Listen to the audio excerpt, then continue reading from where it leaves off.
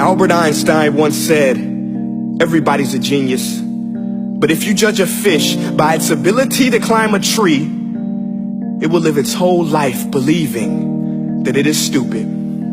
Ladies and gentlemen of the jury, today on trial we have modern day schooling. Glad you could come. Not only does he make fish climb trees, but also makes them climb down and do a 10-mile run. Tell me, school, are you proud of the things you've done?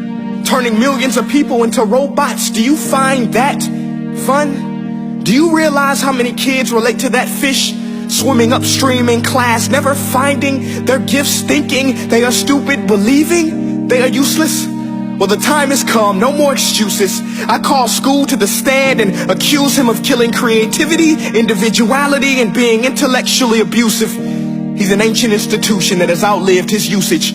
So, Your Honor, this concludes my opening statement, and if I may present the evidence of my case, I will prove it. Proceed. Exhibit A. Here's a modern day phone. Recognize it? Here's a phone from 150 years ago. Big difference, right? Stay with me. Here's a car from today, and here's a car from 150 years ago. Big difference, right? Well, get this. Here's a classroom of today, and here's a class we used 150 years ago. Now ain't that a shame? In literally more than a century, nothing has changed. Yet you claim to prepare students for the future? But with evidence like that, I must ask, do you prepare students for the future or the past? I did a background check on you and let the record show that you were made to train people to work in factories, which explains why you put students in straight rows, nice and neat, tell them sit still, raise your hand if you want to speak, give them a short break to eat, and for 8 hours a day tell them what to think. Oh, and make them compete to get an A. A letter which determines product quality, hence grade A of meat. I get it. Back then, times were different. We all have a past. I myself am no Gandhi. But today, we don't need to make robot zombies. The world has progressed. And now we need people who think creatively, innovatively, critically, independently, with the ability to connect. See, every scientist will tell you that no two brains are the same. And every parent with 2 or more children will confirm that claim.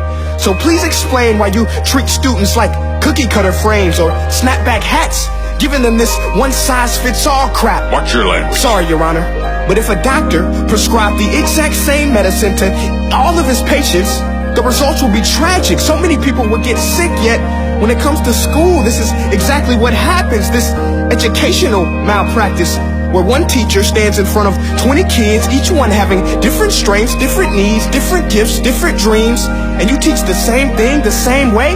That's horrific. Ladies and gentlemen, the defendant should not be acquitted. This may be one of the worst criminal offenses ever to be committed. And let's mention the way you treat your employees. Objection. Overruled. I want to hear this. It's a shame. I mean, teachers have the most important job on the planet, yet they're underpaid? No wonder so many students are short-changed. Let's be honest. Teachers should earn just as much as doctors, because a doctor can do heart surgery and save the life of a kid. But a great teacher can reach the heart of that kid and allow him to truly live. See, teachers are heroes that often get blamed, but they're not the problem. They work in a system without many options or rights. Curriculums are created by policymakers, most of which have never taught a day in their life. Just obsessed with standardized tests. They think bubbling in a multiple choice question will determine success. That's outlandish. In fact, these tests are too cruel to be used and should be abandoned, but don't take my word for it. Take Frederick J. Kelly, the man who invented standardized testing, who said, and I quote, "These tests are too cruel to be used and should be abandoned." Ladies and gentlemen of the jury, if we continue down this road, the results will be lethal. I don't have much faith in school, but I do have faith in people.